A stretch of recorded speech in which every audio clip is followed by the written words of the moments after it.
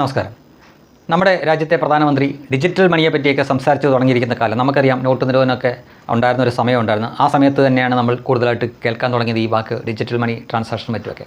പക്ഷെ അന്ന് അതിനെ വളരെ പുച്ഛത്തോടെ കണ്ടിരുന്നവരാണ് മുൻ ധനകാര്യമന്ത്രിയായിരുന്ന പി ചിദംബരം, പിന്നീട് നമ്മുടെ ഇവിടുത്തെ വിശ്വപ്രസിദ്ധ സാമ്പത്തിക ശാസ്ത്രജ്ഞൻ കയർവരി ഡോക്ടർ തോമസ് ഐസക് എന്ന് പറഞ്ഞ ആ മഹാനും. അദ്ദേഹം വളരെ പുച്ഛം വാരി വിതറി അദ്ദേഹം പറയുന്ന ചില വീഡിയോകൾ ഇന്നും നമുക്ക് യൂട്യൂബിലും മറ്റുമൊക്കെ കിട്ടും. അദ്ദേഹം ഇങ്ങനെ പറയുന്നുണ്ട്, ഇതൊക്കെ സാധ്യമാവുമോ? ഇതൊന്നും ഒരിക്കലും സാധ്യമാവില്ല. ഈ ചെറുകിട കച്ചവടക്കാരൊക്കെ എങ്ങനെയാണ് അവിടെയൊക്കെ കൊണ്ട് ഈ കറണ്ട് പോലും ഇല്ലാത്ത സ്ഥലത്ത് എങ്ങനെ ഈ മെഷീൻ വെച്ചിട്ട്?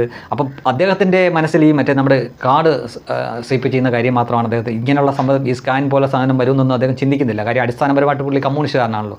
ആ കമ്മ്യൂണിസ്റ്റുകാർക്ക് ദീർഘവീക്ഷണം എന്ന് പറഞ്ഞ സാധനമേ ഇല്ല. അതിനാൽ ഭാവിയിൽ ഇങ്ങനെയൊക്കെ വരുമെന്ന് പുള്ളി ചിന്തിക്കുന്ന പോലുമില്ല. പക്ഷേ പ്രധാനമന്ത്രിക്കുണ്ടായിരുന്നു. അപ്പോൾ അന്ന് അദ്ദേഹം അതിനെ വളരെയേറെ മോശമായ രീതിയിൽ പരിഹസിക്കുന്നുണ്ടായിരുന്നു. ഇന്ത്യയിൽ ഇത്ര കോടി, ഏതാണ്ട് അന്ന് പുള്ളി പറഞ്ഞ 90 കോടിയോളം ജനങ്ങൾ ഈ ചെറുകിട ഇതുമായിട്ടൊക്കെ നടക്കുന്നവരാണ്. അവർക്കൊക്കെ ഇതെങ്ങനെ സാധ്യമാവുന്നത്? 1 കിലോ ഉള്ളി അല്ലെങ്കിൽ 100 ഗ്രാം തക്കാളി ഇതൊക്കെ എങ്ങനെ മേടിക്കും? എങ്ങനെ ഇതിൻ്റെ കാശ് കൊടുക്കും എന്നൊക്കെ ഇങ്ങനെ ചോദിച്ചു. ഇന്ന് നമുക്കറിയാം 1 രൂപ, ഏറ്റവും കുറഞ്ഞ 1 രൂപ വരെ ട്രാൻസ്ഫർ ചെയ്യാൻ പറ്റുന്ന സംവിധാനത്തിലേക്കായി. കറണ്ട് പോലും വേണമെന്നില്ല.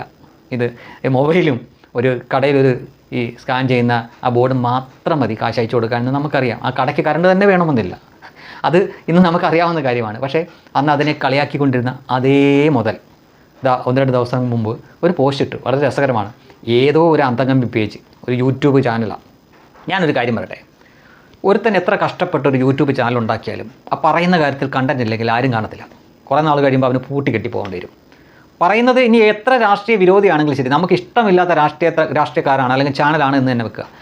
അയാൾ പറയുന്നതെങ്കിൽ എന്തെങ്കിലുമൊക്കെ കാര്യമുണ്ട്, കണ്ടന്റ് ഉണ്ടെങ്കിൽ 10 പേരെങ്കിലും ആ സാധനം കാണും. അപ്പോൾ ഈ തോമസ് ഐസക് എന്ന് പറഞ്ഞ മുൻ ധനകാര്യമന്ത്രി ഒരു സഹായ അഭ്യർത്ഥനയായിട്ടാണ് വന്നത്. എൻ്റെ ഭാഷയിൽ പറയുകയാണെങ്കിൽ പിച്ചെടുക്കാൻ വേണ്ടി വന്നു.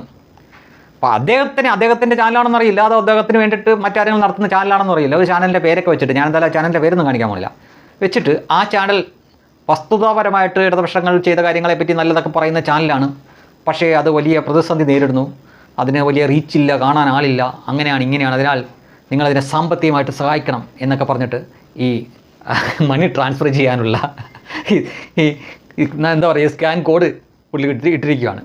അവസ്ഥ ഒന്ന് ആലോചിച്ച് നോക്കിയാൽ, ഒരു സമയത്ത് ഇതിനെ കളിയാക്കിക്കൊണ്ടിരുന്ന ആൾ ഇന്നിപ്പോൾ അദ്ദേഹത്തിൻ്റെ ആർക്കോ വേണ്ടിയിട്ട് ഒരു ചാനലിന് സാമ്പത്തികമായിട്ട് സഹായിക്കണമെന്ന് പറഞ്ഞുകൊണ്ട് ഈ കാശ് അയക്കാനുള്ള സാധനം എടുത്ത് സോഷ്യൽ മീഡിയയിൽ പോസ്റ്റ് ചെയ്തിരിക്കുകയാണ്. ഇതൊക്കെ മറന്നുപോയി എന്ന് തോന്നുന്ന മനുഷ്യൻ. പക്ഷേ ആളുകൾ ട്രോളി കൊല്ലുകയാണ്.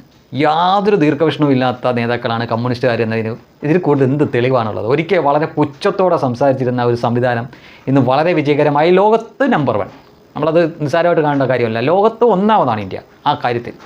ഇന്ന് കയ്യിൽ ഒരു പേപ്പർ മണിയായിട്ടൊന്നും വേണ്ട. നമ്മൾ എന്താ പറയുക, പണ്ടൊക്കെ 500 രൂപ, 1000 രൂപ, 100 രൂപ, അങ്ങനെ കുറേ നോട്ടുണ്ടല്ലോ. ഇന്ന് അങ്ങനെ 1 രൂപ പോലും കൈ വേണ്ട. എല്ലായിടത്തും നമുക്ക് നെറ്റ് കണക്ഷനുണ്ട്, നമ്മുടെ ഫോണിൽ ചാർജ് വേണം, ബാറ്ററിയും വേണം. ഇത് രണ്ടും ഉണ്ടെങ്കിൽ മതി ധൈര്യം. പിന്നെ ഒരു ആപ്പ് തന്നെയാണ് ചില ഫോണിലുള്ളെങ്കിൽ ചിലപ്പോൾ മണി കിട്ടാൻ സാധ്യതയുണ്ട്. മിനിമം 2 മണി ട്രാൻസ്ഫർ ചെയ്യുന്ന ആപ്പെങ്കിലും ഉണ്ടെങ്കിൽ കുഴപ്പമില്ല. ഒരെണ്ണമൊക്കെ ആണെങ്കിൽ ചിലപ്പം ചില പ്രശ്നമൊക്കെ കൊണ്ടുവരും. പക്ഷേ നമുക്ക് ആ സമയത്ത് മണി ട്രാൻസ്ഫർ ചെയ്യാൻ പറ്റാതെ വരും. 2 ഉണ്ടെങ്കിൽ കുഴപ്പമില്ല. ഒട്ടുമിക്ക എല്ലാ കടകളിലും എല്ലാവരുടെ കയ്യിലും ഈ സാധനം വന്നു കഴിഞ്ഞു. അപ്പോൾ അതിനെ ആശ്രയിച്ചുകൊണ്ട് ഏതോ ഒരു പാട്ട ചാനലിന് വേണ്ടി ഈ ധനസഹായം ചോദിച്ചുകൊണ്ട് വരുന്ന കയർവരി തോമസ് ഐസക്കിനെ കൂടി കാണാൻ സാധിച്ചല്ലോ എന്നാണ്. അതായത് സാധാരണ ഇത്തരം കാര്യങ്ങളൊക്കെ നടക്കുന്ന ഇവർ പറഞ്ഞിട്ട് ഒരു 10-25 വർഷം കഴിഞ്ഞപ്പോഴായിരിക്കും. അപ്പം പറഞ്ഞ അവരും മറക്കും, കേട്ട നമ്മൾ മറക്കുമായിരുന്നു. പക്ഷേ ഇതൊന്നും മറക്കാൻ പോലും അധികം കാലമായിട്ടില്ല എന്നതാണ് ഇതിൻ്റെ ഏറ്റവും വലിയ പ്രത്യേകത. എന്തിനാണല്ലേ?